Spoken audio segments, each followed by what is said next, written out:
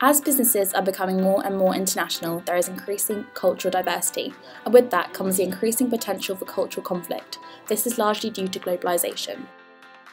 But what is globalisation? Globalisation is the process by which the world is becoming increasingly interconnected as a result of massively increased trade and cultural exchange, and this trend is revolutionising the workplace. A multinational business environment is more complex with more variables, and so is more difficult to manage.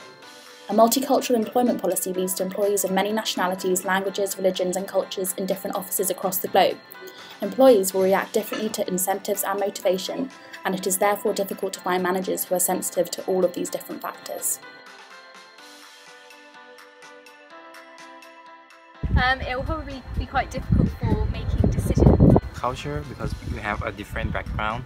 Definitely language barriers. The different languages create barriers. The norms and the language barrier, also the morals. Work ethic, for sure, like we might not be as hardworking as other cultures. And there could also be conflict with working with different types of people in a team. Based on student responses and academic research, we have concluded that the four main conflicts are communication, team working, decision making, and language barriers.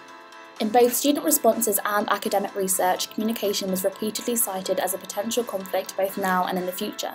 This is largely due to the differences between cultures' communication preference and the different ways information is interpreted. Direct communication stands in complete contrast to indirect communication, and this can in turn cause potential conflict between Western and Eastern countries. This is largely because in Western countries communication is direct and explicit, yet in Eastern countries information is embedded in the way a message is presented. As a result, misinterpretation causes barriers towards team working and organisational efficiency. Language differences also have the potential to cause conflict in an increasingly diverse workplace. Misunderstanding, frustration, misinterpretation of information, lack of fluency, and problems with language usage are all issues that have the potential to inhibit productivity and efficiency. Despite the international language of business being English, there is still a great deal of miscommunication within the workplace, and for businesses to be effective on an international scale, there has to be a consistency in the language that allows for understandable communication flows. Non-native speakers could easily become demotivated and frustration within businesses, leading to a fall in productivity. Team working is also increasingly likely to be an area where conflict occurs, not only due to differing attitudes and cultural norms, but due to different hierarchical structures that exist in specific cultures. For example, by design in the UK, most teams have a flat hierarchical structure, whereas in Asian countries in particular, members are treated differently according to their status within the organisation. Misunderstanding in terms of team members' status and a failure to clearly outline a specific hierarchical structure when forming a team and made up of different cultures could lead to the humiliation and demotivation of some team members.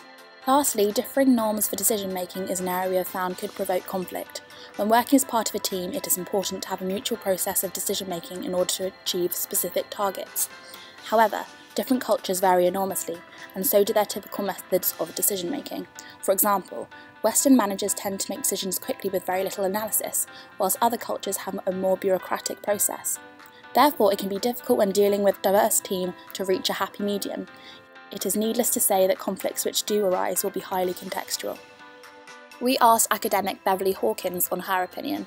There's a possibility for conflict to happen around the kind of flexible working practices that we tend to see now. That leads to conflicts around whether or not people should be present and in what way they're present. In terms of other conflicts that happen, I think usually they're down to the fact that people are very busy, they have very challenging jobs, and everybody's struggling to kind of meet their targets and to do the best they can. In our research, there are three main solutions offered to solve these potential conflicts. Perhaps the most important solution is adaptation. This includes managerial flexibility in changing practices or attitudes without having to necessarily make changes to group assignments or memberships. However, this does require manager and team member participation. When teams are willing to acknowledge and name their cultural differences and assume responsibility for working through them. Structural intervention is another possible solution and is more overt than adaptation. It is a deliberate reorganisation or reassignment designed to reduce interpersonal friction and remove the source of conflict from a group. Managerial intervention occurs when managers make a final decision without team involvement and neither the management nor the team get much insight. It means setting norms early in a team's life in order to start out with effective processes and identifying the end goal early to avoid miscommunication.